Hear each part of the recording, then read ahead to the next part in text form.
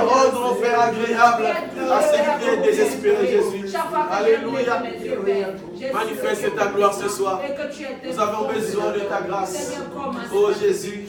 Comme tu l'as fait, alléluia, pour cet enfant Jésus, alléluia, il était abandonné, il était négligé, alléluia, et tu as envoyé, oh Dieu Tout-Puissant, les serviteurs afin d'aller le chercher, afin qu'ils mangent ensemble avec toi, oh Dieu Tout-Puissant, ce qui n'était pas possible aux yeux des hommes, ce qui n'était pas possible aux yeux de la loi, mais Dieu est allé les chercher, Père éternel, et nous sommes là présents, Dieu, pour toi, alléluia, regarde aux problèmes, regarde aux maladies, regarde aux infirmités. Tu es capable, oh Père, de prendre un paralytique de manger avec toi. Oh Père, nous savons que quand nous sommes à table avec toi, tu ne regardes pas les pieds, mais tu regardes la tête, oh Père éternel. Et la poitrine que tu as posée, oh Père éternel. Les pectorales, Jésus, qui fait partie de ta nature. Oh Dieu de gloire, tu ne tiens pas compte des pieds, tu ne tiens pas compte des membres. Oh Jésus, nous avons besoin de toi ce soir. Nous avons besoin de ta gloire. Au nom de Jésus, manifeste-toi, Jésus. Manifeste-toi. Qui est ce problème qui peut faire face à toi ce soir? Qui est ce problème? Qui est celui-là qui peut s'élever? Elle déclare que ton nom est au-dessus de tous les noms. Ton nom est au-dessus de tous les noms, Jésus. Alléluia. Voilà pourquoi ce soir, nous t'élevons parce que c'est toi au-dessus de tous les noms. Jésus, merci. Merci pour ton Saint-Nom. Alléluia. Merci pour ton Saint-Nom, Jésus. Merci pour ta gloire. Merci pour ta puissance, Jésus. Tu es l'unique appui qui ne manque jamais au temps de la détresse. Ô Père, regarde ton peuple dans la détresse, Jésus. Et si tu n'agis pas, qui d'autre agira? Alléluia. Nous n'avons que toi comme base. Nous n'avons que toi comme chemin. Nous n'avons que toi comme lumière, Jésus. Voilà pourquoi nous t'implorons ce soir. Parce que c'est toi notre Dieu. C'est toi notre chemin. C'est toi notre tout-puissant. Oh Jésus. Merci. Nous voulons vivre la gloire avec toi. Nous voulons vivre la gloire avec toi. Vivre la guérison avec toi. Alléluia. Merci Jésus. Merci Jésus. Alléluia. Toi, tu rassures le lendemain, Jésus. Alléluia. Et ce soir, nous avons la conviction, au Père, que quelque chose se passe. Que quelque chose se passe, au Père. Car là où tu passes, tu laisses les traces, Jésus. Là où tu passes, tu laisses tes empreintes, Jésus. Et ce soir, nous croyons à ces traces que tu laisses à cet endroit, Jésus. Nous croyons à ces traces, Jésus. Car là où tu passes, Jésus. Là où tu passes. Là où tu passes, Jésus. Alléluia. Merci, Jésus. Merci, Jésus. Merci, Jésus. Alléluia. Merci. Alléluia. Nous acclamons le Seigneur. Merci, Jésus.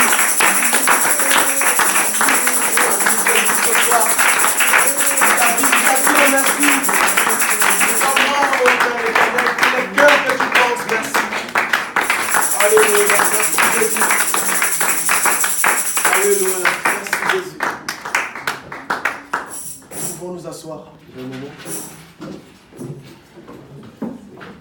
Je vais bien partager quelque chose. Alléluia. Nous avons le livre de Luc 11.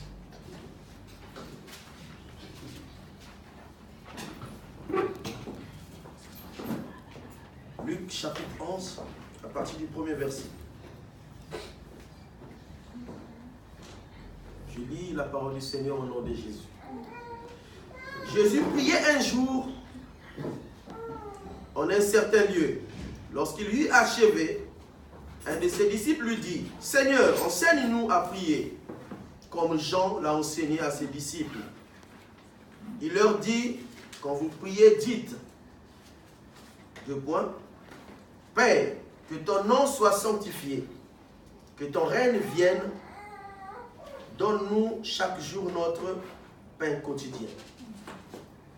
Pardonne-nous nos péchés, car nous aussi nous pardonnons à quiconque nous offense, et ne nous induis pas à la tentation. » Parole du Seigneur.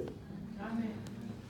Je voulais juste partager cette parole pour nous amener à comprendre ce qui est la volonté de Dieu.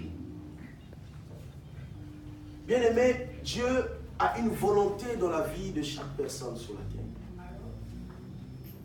Et sa volonté est que tout le monde parvienne à la connaissance de la parole de Dieu. Alléluia. Dieu ne nous a pas mis à côté de l'homme afin que nous soyons esclaves de l'homme. Ce n'est pas l'ambition de Dieu. Seulement, la Bible dit que si quelqu'un se croit plus grand que l'autre, qu'il soit esclave, quelqu'un se croit le plus grand des autres, qui se sent comme esclave des autres. C'est-à-dire que c'est lui qui sait, c'est lui le plus grand. C'est dans ce sens. Mais sinon, dans la volonté de Dieu, Dieu n'a pas créé l'homme afin qu'il soit esclave de l'homme. Alléluia.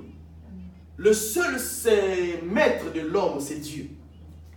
Et Dieu veut amener par tout ce qu'il nous enseigne, nous amener à comprendre que l'unique personne que nous devons adorer, que nous devons prier, c'est lui. Ça veut dire que toute la gloire doit lui revenir. Alléluia. Il met les hommes, comme ce soir, je suis là comme étant porte-parole de Dieu. Mais la volonté de Dieu n'est pas que nous puissions demeurer à la dimension de recevoir seulement. C'est de recevoir, et à la longue aussi être indépendant. Alléluia. C'est-à-dire que le fait d'avoir la connaissance,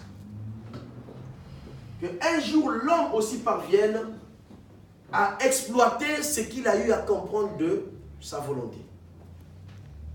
Alléluia. Amen. Il dit, il a mis à la disposition de l'Église les uns comme apôtres, comme pasteurs, comme prophètes. Il dit à la fin, c'est pour l'édification de l'Église, du corps de Christ, la perfection du corps de Christ.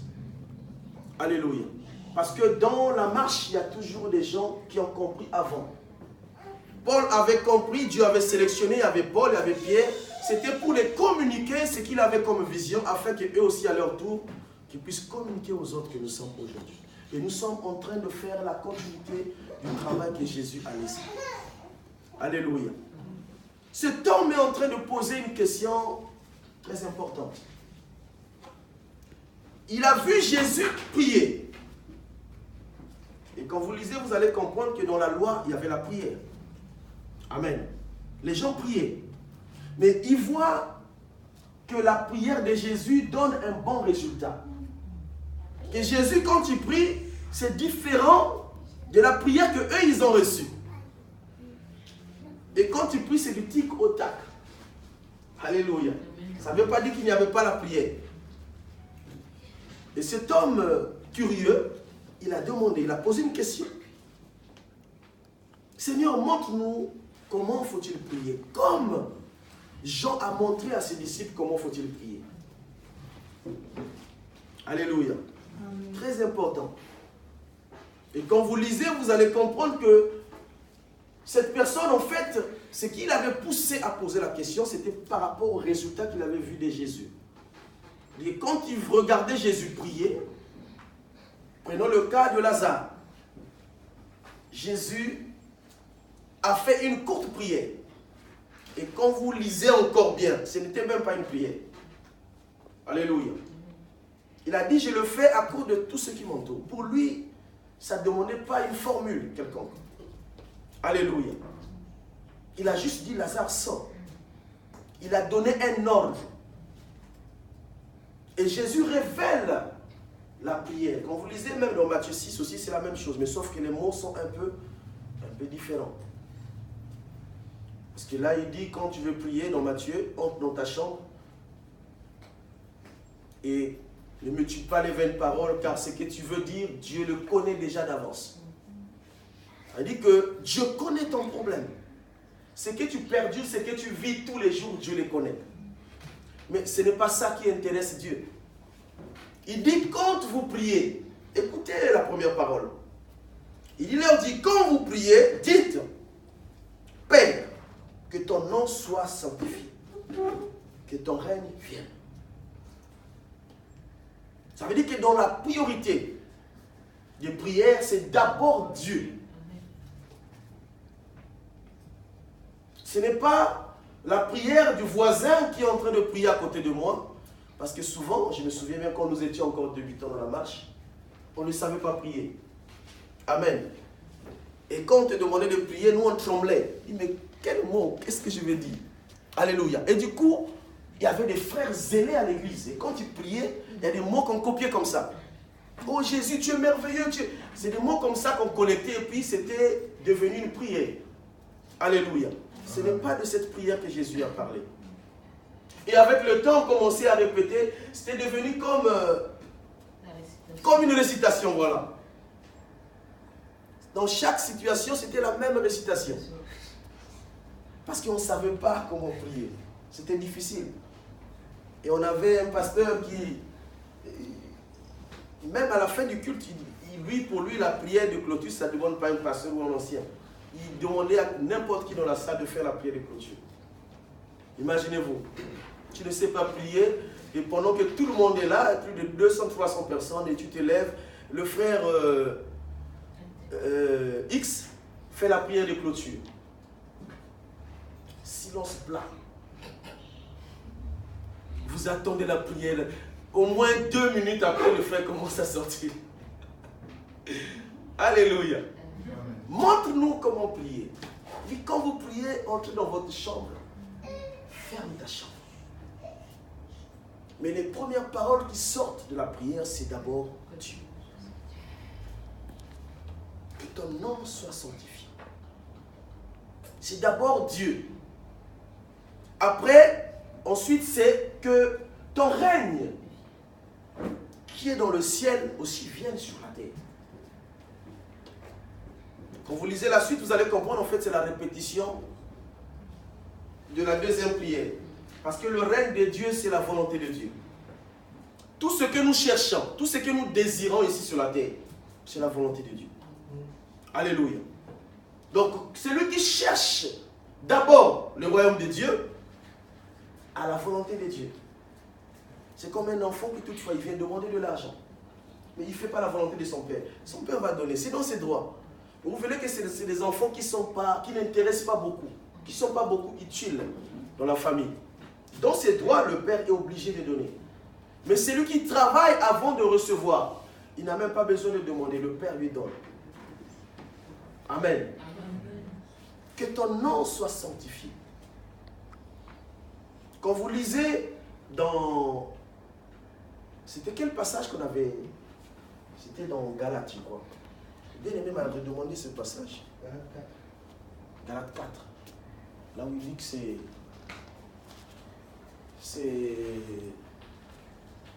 il parle du mont Sinaï, d'Agar et de... Donc Galates 4.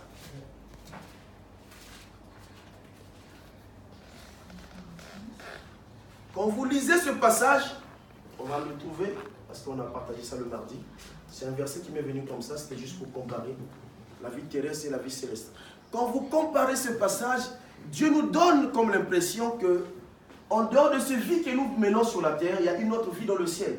Ça dit qu'il y a une autre identité que tu portes, mais qui est dans le ciel. Mais qui veut que celui qui est sur la terre puisse être semblable à celui qui est dans le ciel, afin que vous soyez ensemble.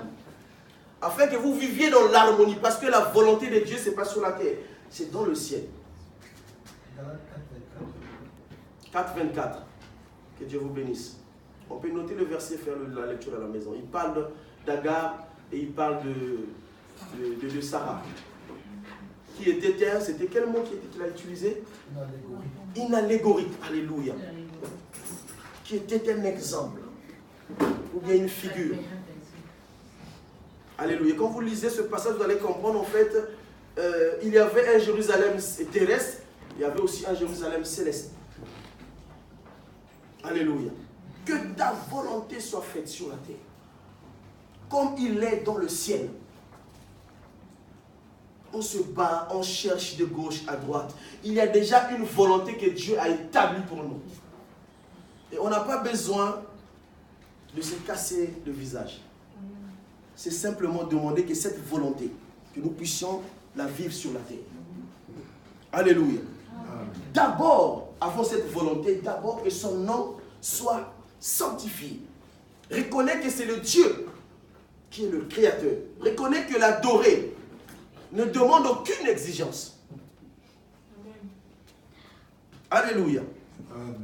On ne vient pas devant Dieu tous les jours. Seigneur, j'ai un problème. J'ai besoin de me marier. J'ai besoin d'argent. J'ai besoin d'une maison. C'est les prières des débutants bien-aimés. Alléluia. C'est la formule que Jésus a laissée. Avant cette formule, les hommes y priaient. Et voyez-vous la nature de l'homme. L'homme est plaintif de nature. Il se plaint de temps en temps. Quand il y a un petit problème, il se plaint. Et ce sont nos plaintes que souvent nous amenons à Dieu. Dieu n'a pas besoin de nos plaintes. Il a besoin que nous puissions comprendre qu'il y a une volonté dans le ciel.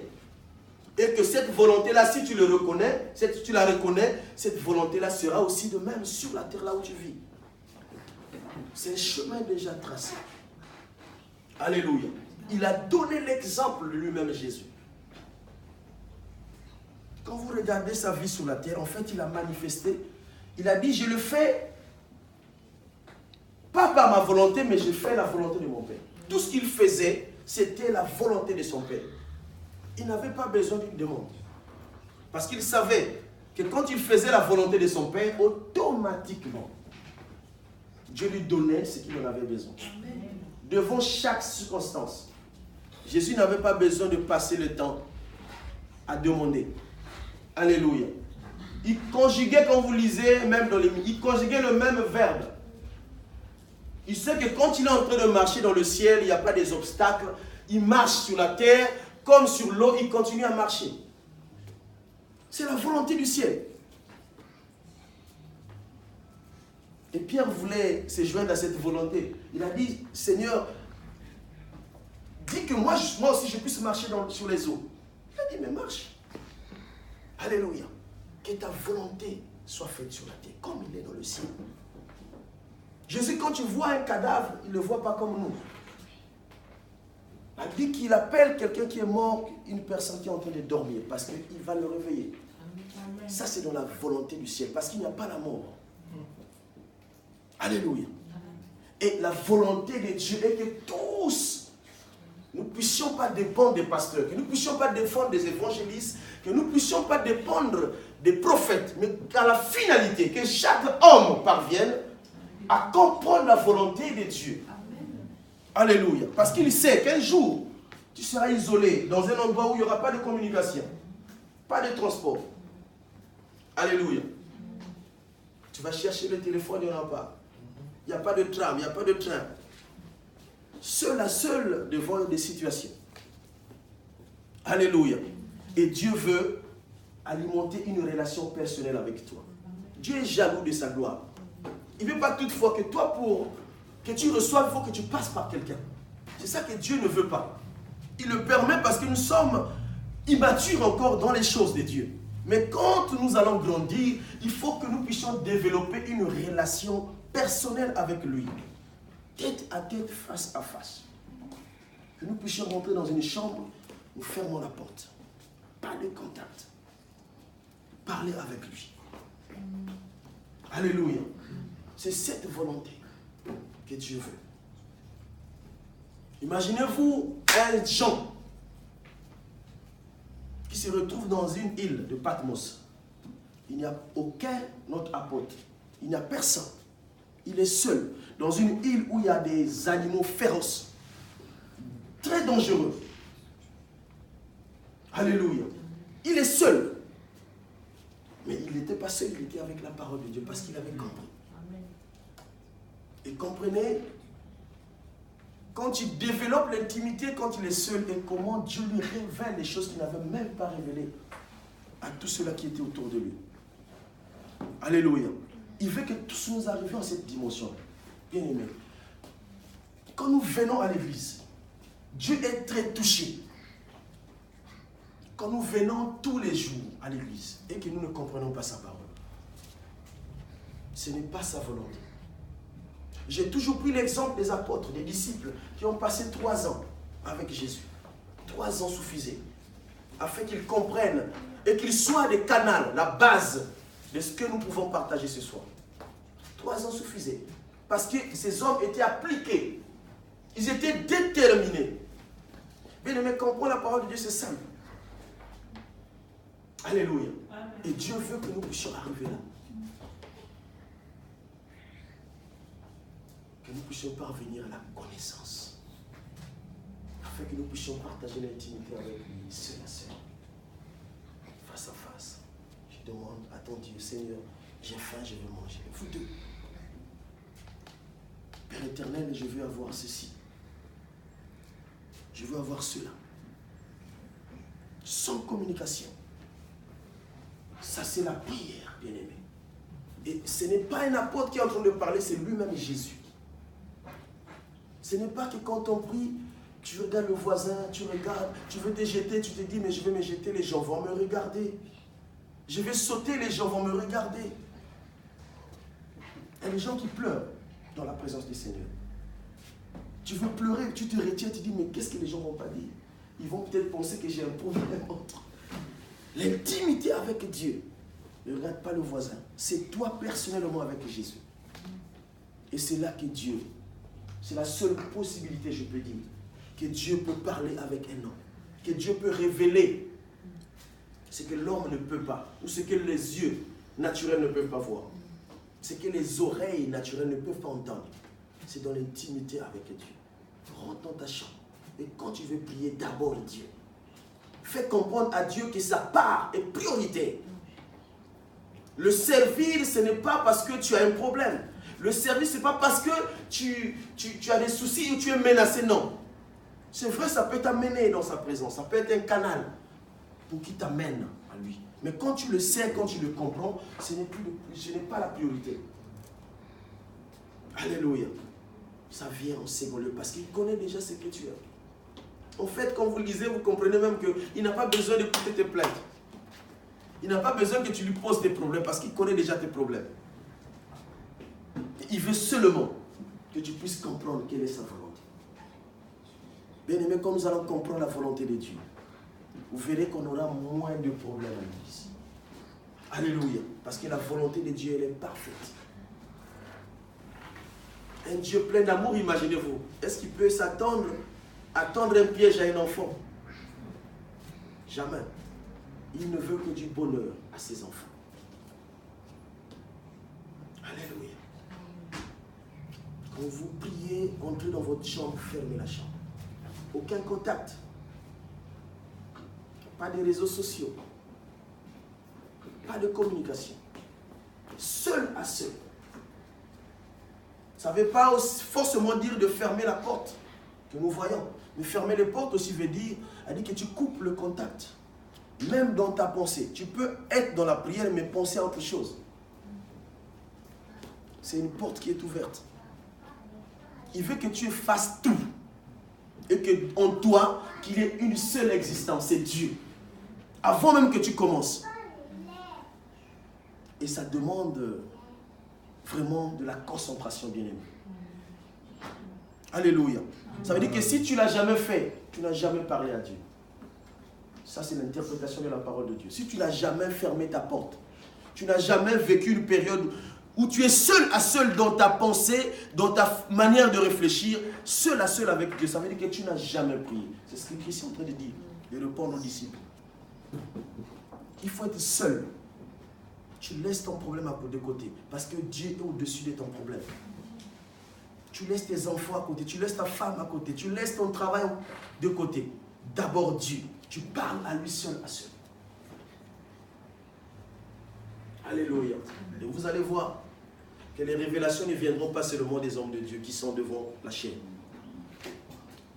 Alléluia. Il y a des choses qui viendront même du peuple. Vous lisez l'église primitive, vous allez comprendre des choses. Que tout ne venait pas des apôtres. Alléluia. Lisez Étienne qui était diacre, ce qu'il a fait. J'ai vu aucun apôtre le faire. Un homme qui pouvait en esprit se déplacer, aller faire convertir quelqu'un qui n'avait pas compris. Prier pour lui et disparaître. Un diacre. Il avait compris. Alléluia. Dieu n'a pas toujours besoin des hommes devant la chair. On va se fatiguer. Tenez-vous tranquille. La chair se fatigue. On a des enfants, on a des familles, on a des soucis, comme vous. C'est ce que vous ignorez parfois. On a des attaques. Et surtout, j'ai horreur à ceux-là qui, toutefois, qui prennent des sujets de prière. Priez pour moi à tel sujet. C'est bien, mais je vous rassure, quelqu'un d'autre ne priera jamais à ta place. Tu n'auras jamais une bonne réponse à ta requête si quelqu'un d'autre prie pour toi. Parce que la seule personne qui connaît bien ton état, c'est toi-même. Qui connaît bien ton problème, c'est toi-même. Tu peux me donner, je prendrai, je vais prier, mais j'ai aussi des enfants, j'ai des priorités. Je vais prier pour toi, c'est bien. Mais la concentration que je vais avoir pour toi, ça ne sera pas la même avec mes propres problèmes que je vis. Tu ne sais même pas, pendant que nous sommes en train de parler, quelle situation je suis en train de traverser. Dieu veut t'avoir, toi seul à seul avec lui, en train de parler. Parce qu'il ne veut pas qu'il puisse partager sa gloire avec quelqu'un d'autre. C'est une période qui nous pousse afin de comprendre certaines choses. Mais quand le temps arrive, tu sais que seuls nous soyons capables de rentrer dans une chambre et commencer à parler à ces dieux. Alléluia. Tu veux prier, entre dans ta chambre. Fais à toi porte. Et prie ces dieux. Alléluia. Amen. Vous voulez avoir du résultat. Bien aimé, essayez ça. Vous allez voir. Efface-toi. Fais comme si tu n'as pas de femme, tu n'as pas de mari, tu n'as pas d'enfant. Rentre seul à seul. C'est difficile, je vous apprends que c'est difficile. Mais vous verrez que si vous prenez la chose en main, vous allez arriver. Ça peut vous prendre le temps que ça prendra. Mais si vous tenez vraiment, vous allez arriver. Seul à seul. Comme si vous étiez sur une montagne dans l'espace, en train de parler à quelqu'un. Alléluia. Et c'est là qu'il peut avoir une solution à un problème. C'est là que Dieu se manifeste. C'est là que Dieu se révèle. Dieu voulait parler à un peuple. Mais regardez ce qu'il a fait à Moïse. La Bible dit que Moïse est allé sur une montagne avec 70 anciens. Écoutez, 70 anciens, il arrive à un niveau, il laisse 70 anciens. Il monte plus haut avec Josué. Il arrive avec Josué à un niveau, il laisse Josué, il parle seul, là seul. C'était là où il devait aller recevoir les tables de la loi. Alléluia. Seul Moïse. Parce qu'il ne voulait pas partager ça avec quelqu'un d'autre. Personne n'a vu quand Moïse a reçu les tables de la loi. Seul. Pourtant, il y avait les anciens. Pourtant, il y avait Josué qui était un général à ses côtés. Il a laissé le peuple, il est monté avec les anciens, avec Josué. Mais quand il voulait donner les choses sacrées, seul à seul. Alléluia. Il faut qu'on soit moins plaintif. Que nos problèmes restent. C'est-à-dire que surtout, là je parle dans le domaine des serviteurs de Dieu. Là, dit que confiez-vous aux serviteurs de Dieu, ça c'est biblique.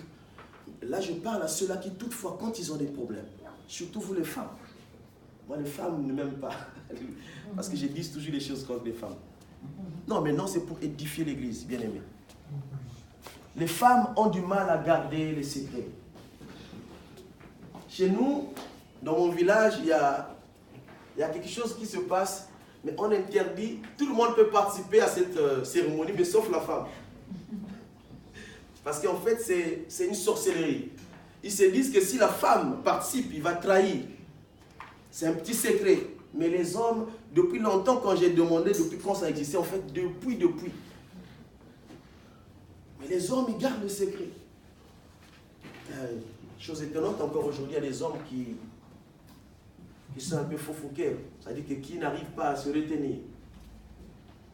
Mais les problèmes de la maison doivent être gardés à la maison. Les problèmes d'intimité doivent être gardés dans le cœur avec Dieu. Alléluia. Nous avons tellement des exemples. Regardez même Abraham. Quand il veut sacrifier son fils, sa femme n'est pas au courant. Ses serviteurs ne sont pas au courant. Alléluia. Personne n'est au courant. Parce qu'il sait que Dieu est jaloux. Tu peux rater une bénédiction. Parce que tu ne sais pas. J'ai reçu un message. Ah non, ce n'est pas vous qui m'avez envoyé. J'ai aimé ce message. Dans ce message, on a dit, il y avait une femme qui gardait un boa. Ils sont restés pendant des années. Elle est restée, elle dormait avec. Et ce boa dormait comme une personne dans le lit. Des années plus tard, ce boa est resté pendant une semaine, il ne mangeait pas. Il ne voulait plus manger. Et la femme est restée, qui était sa compagnonne, et ça a trouvé ça bizarre. Par souci, elle a cherché tous les voies et moyens afin que le boa puisse manger. Jusqu'à ce qu'elle a mené le boa voir le vétérinaire. Le vétérinaire a examiné le boa et il a dit non, non, non, il n'y a pas un problème.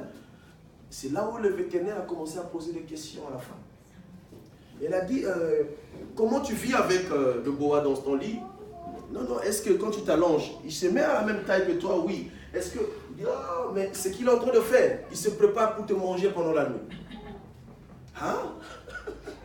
Mais oui. Il se vide. En fait, il a un plan. Tout ce qu'il fait pendant la nuit, il mesurait quelle taille, quelle dimension tu avais afin que quand il va te manger, que tu ne lui causes pas problème. Donc tu es en fait une proie qu'il est en train de préparer. Donc cette grève de faim là, c'est pour toi. Et c'est vide. Afin que quand il va te manger tranquillement. Et à la suite de ce message, on a dit attention à vos proches, à tous ceux-là qui sont autour de vous. Tu ne peux pas comprendre. Même ta femme. Même ton mari, dans les choses de Dieu, il n'y a pas un mélange. Alléluia. Amen. Tu ne sais pas, ton voisin qui est à côté de toi, il y a des gens qui peuvent t'applaudir, qui peuvent venir sourire avec toi. Tu ne sais pas pourquoi ils sont là. Et j'ai aimé la fin de ce message-là. C'est pour dire qu'il y a des choses qu'on ne dit pas, on ne partage pas à n'importe qui. Et qu'avec Dieu qu'on peut partager certaines choses. Alléluia. Que Dieu nous bénisse pour sa parole. Nous pouvons nous mettre debout et acclamer la parole de Dieu.